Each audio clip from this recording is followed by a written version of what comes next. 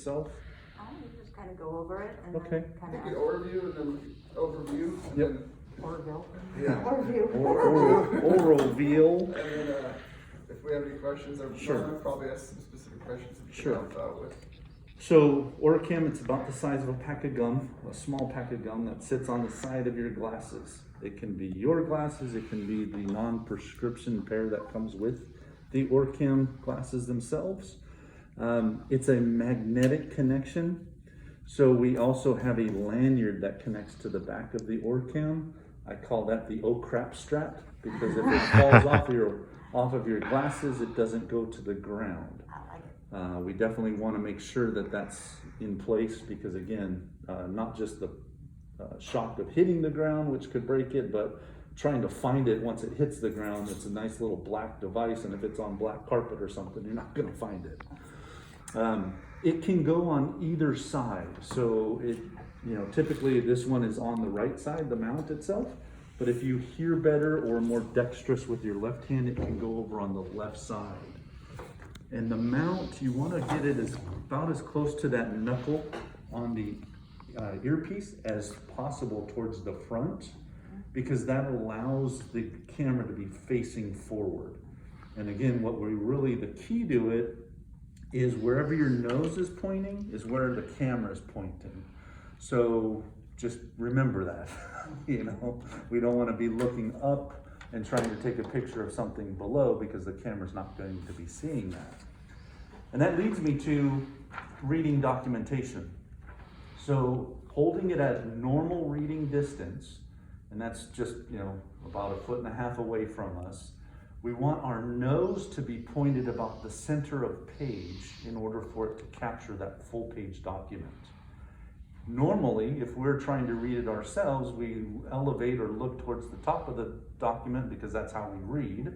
And then Orcam's not going to capture the bottom part of the document. So again, we want to be able to point our nose to about center of page, and then we can either tap to activate the camera. I'll go ahead and put them on. Okay, so I'm looking at this document, takes a picture. A person is in front of you. North State SS1 technology. Orcam my eye admire hitter. Orcam is an intuitive wearable device with a smart camera designed to assist people who are blind or visually impaired. So it's just going to read that whole document down. And you just tapped the paper? You didn't tap the glasses? I tapped the glasses right about the center of the camera itself. So I'm gonna stop it. So I put my hand out in the stop motion in front of the camera, and it stopped. Like this? Yep, just like that. So normally, I put my hand like this in front of me, and it stopped it from reading. So that's how you can stop it. Now, when we stop it like that, either you stop it with your hand out in front, or you can tap the camera once more and it will stop. Once we stop it, it forgets what we had taken a picture of. So we would have to take a new picture if we wanted to start again from there. There are a bunch of different finger gestures that we can do. One, while we're kind of on that, if I need it louder, right now it's probably as loud as it can get, I swipe forward.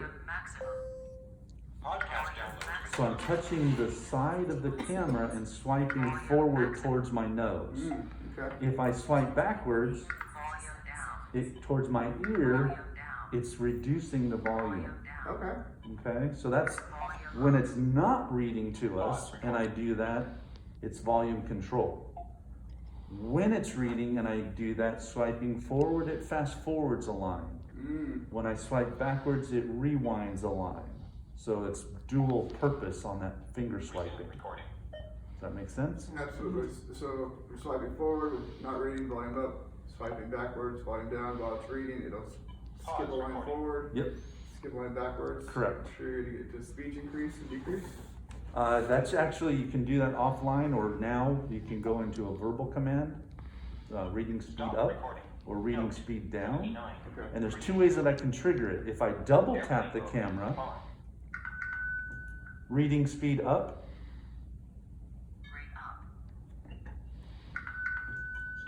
reading speed down. So that double tap gives me that tone, the beep, and then it allows me to give it a verbal command. They actually added verbal commands so you don't have to do the double tap. All I have to do is say, hey, OrCam, reading speed up. Rate up.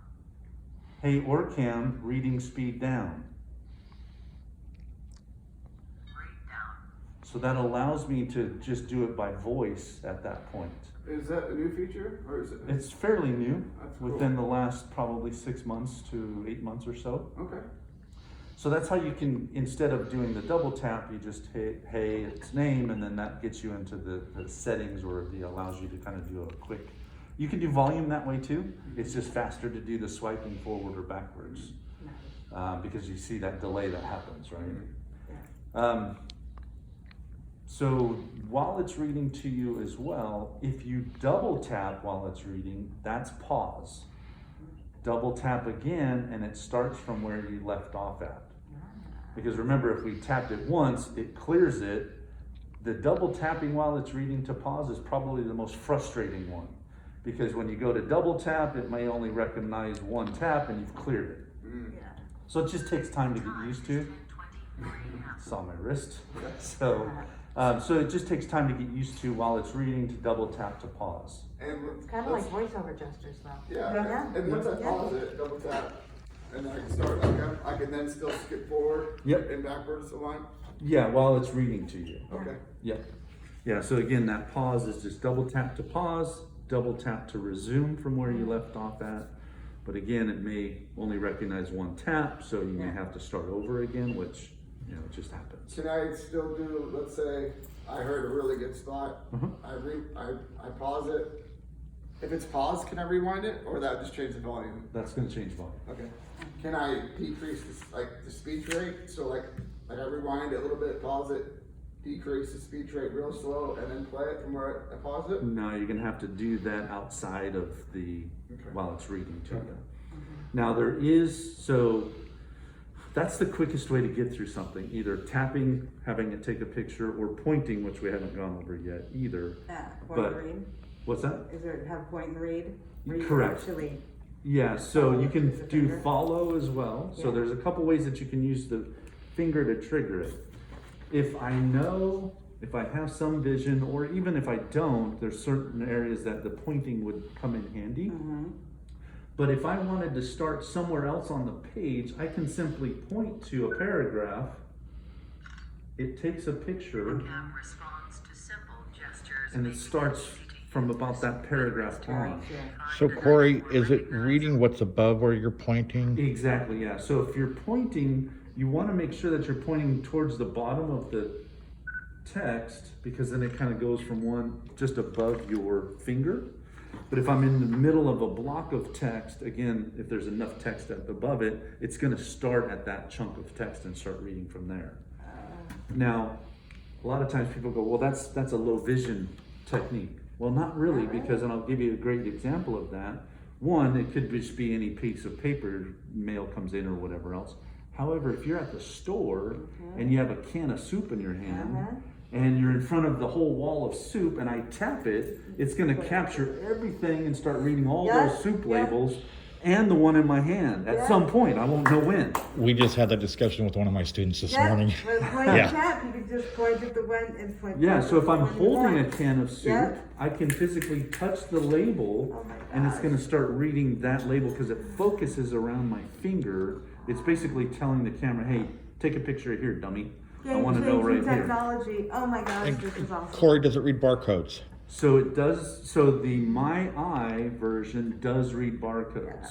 So it depends on what's loaded into that barcode. That and was if my it's next- in their database. Yeah. Usually it's the label as far as what it is. Yeah. It doesn't necessarily, it may say 8-ounce can or, you know, something like Sure. that, but it's not any nutritional values or anything like that. That's the It just identification gives, alone. and that's actually good because some of those labels actually have script writing Mm-hmm. and the OrCam doesn't read handwriting. Got it. So you may go, oh, it's going, you know, green beans, and that was all that it didn't say Del Monte or whatever it was.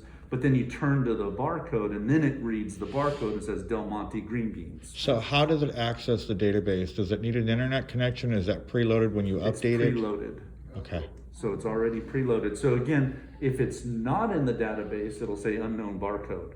Okay. But then you could actually program that barcode in if you wanted to. Oh, sweet. Awesome. So again, there's quite a few of them in the barcode system itself, but there may, like Kirkland off-brands or something, it might not have that in there. Trader Joe's has a tendency to not be Yeah. in barcode databases. Yep. But, you know, most of the other ones are. But it's gonna read the label, so Yeah, again, it's you gonna have read the that label. multiple Yeah. choice as far as what you need to do with it. And really, the hands-free is what really Mhm. is exciting. Yeah. Because, you know, shopping, usually have your hands full of stuff. Will it tell you, so if a person doesn't even have light detection, will it let them know that there's no light in the room so it can't see it? You know, will it say, Actually, Orcam won't do that because it has a flash. Okay. And if it needs the flash, it's going to flash to take the picture, and then Okay. it will read that to you. okay, So that, you know, more light the better, but if it doesn't have it, it's going to adjust its flash to be able to take that picture. got it. So the reading part, again, it's the fastest thing, takes a picture, starts reading it to you. There is a way to do smart reading. So what smart reading is, basically I explain it as if you want to analyze what it is that you have taken a picture of, because you're engaging with that document versus taking a picture and just having it read to you. Smart reading, it's an automatic process that happens. I can either double tap or I can give it the verbal commands. Wait, get that up again. So I can go, hey Orcam, smart reading.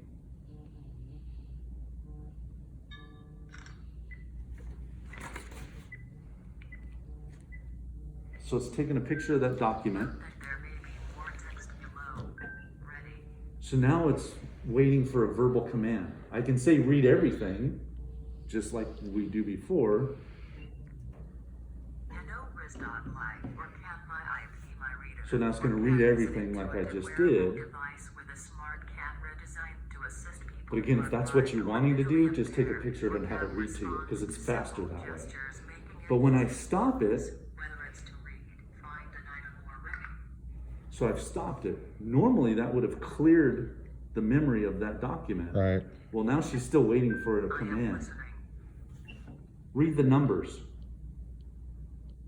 Couldn't find phone numbers. Okay, Let's it's probably try at the again. bottom. Find Orcam. Oh, it'll search. Couldn't find cam. Let's try again. Find my eye.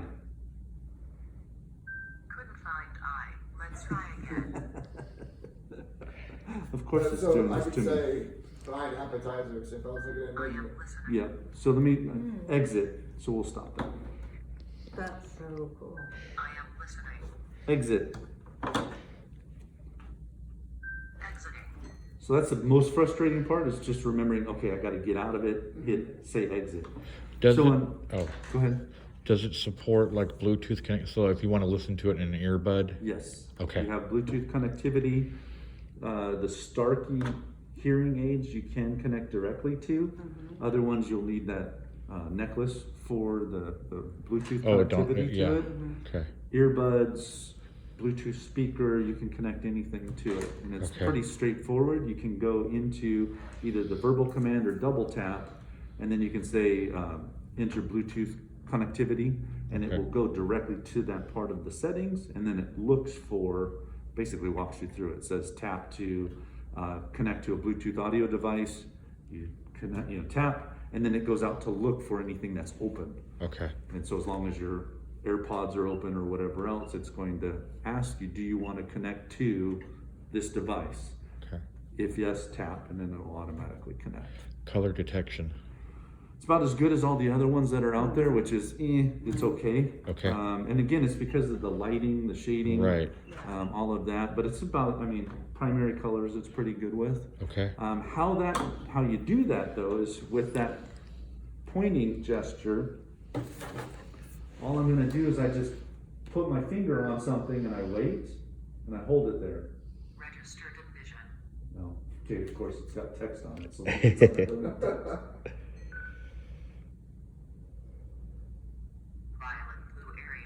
So violet blue area, Dress up for purple. us, I wonder what it says, I wonder what it's gonna say what color my dress is. I Is don't it wanna point at multicolor? you, so. It would probably pick up pink, Okay. maybe fuchsia. It's salmon, Cory. What's I that? said it's salmon. It's actually a very bright pink. So that's how you trigger it to say, again, we're using our fingers to trigger it to, if there's no text, it says, okay, I want to know what the color is by holding my finger there. So I hear the beep, I just leave my finger on it, and then it's going to tell me what color it is. Currency identification, throw up a dollar bill, it'll tell you what denomination it is. And that's pretty accurate. It does, there's a little bit of delay because again, it needs to see that dollar and then, oh, I need to know what dollar it is. Let's see, I'll just throw something up. Sorry, you're broke. Yeah, I probably. know. $1. And I don't have to trigger it, it's just holding it up in front. Ah, very Pretty cool. fast. So I've got a dollar. Is it just U.S. currency? Currently, yes. But again, so currency is in there as a product. And so you could take other currency and you could teach it Okay. what that is as a product. So if you had Canadian dollars or pesos, you could hold that up and then you go through the learning process of a product and you just kind of take a bunch of different pictures, different sides, Okay. and then it remembers that. So then when you hold that up, it will say whatever it The is. time is 10:34 That's a.m. the parlor trick. It sees my June 22nd. wrist. So I've been really telling clients is this is really a game changer in vocational work, you know, in their workplaces. I mean, if you wanted to work in a restaurant, if you wanted to work in retail, if you worked in an office setting. Don't know if you just look at your wrist, know? it'll tell you the time, even though there's not a clock there. Oh, really? Yeah, It just yeah. holds up. Yeah, it's just a gesture of. it's a looking at trick. it. Oh, Does You it? can also ask it, so you can say, hey, Orcam, tell the time. I mean, this is. Does it just- read other languages other than like Spanish? So you can, so Orcam, when you order it, by default, it'll come with English and Spanish. Okay. If you needed another language like French, Italian, something else, we kind of need to know that before. And then we have to work with Orcam to load that onto the software. Oh, that's So custom. you get 1 and 1 Okay. for free. Okay. Additional languages are like $1,000 each, so most people don't do that. But again, English and Spanish tends to cover most things, but you know, we're getting some requests for like Chinese or Korean and stuff like that too. So Does it speak in Spanish? it does. So what it does is you give it Spanish text Uh-huh. and it takes a picture and then it automatically switches to that voice and reads in Spanish correctly. Okay. Can you have it translate into English? Not on this one. Ah, Okay. That'd be cool. Not yet anyways, but yeah, so it's all just, it's reading, regurgitating what it's taken a picture of. Got it. And then going back to the smart reading again, especially with the menu like you were talking about, Paul. If I go into smart reading and it takes a picture of the menu, I can say find chicken. And it, everywhere that chicken is on the menu, it's gonna read that sentence to me. Okay. Or I could say read the amounts, and any dollar amount it's going to find. So if you're looking at a bill and I said find amounts, it's gonna read all the amounts. So so say like you were reading Dad's sandwiches, they've got hot sandwiches and they've got cold sandwiches. Could you tell it to read from where the cold sandwiches are? You and can start say there? read from cold sandwiches, yes. Okay. And in a perfect world, that's exactly what it would do. Yeah. So let's see what else. Pointing. So distance and size of text is kind of the key to it.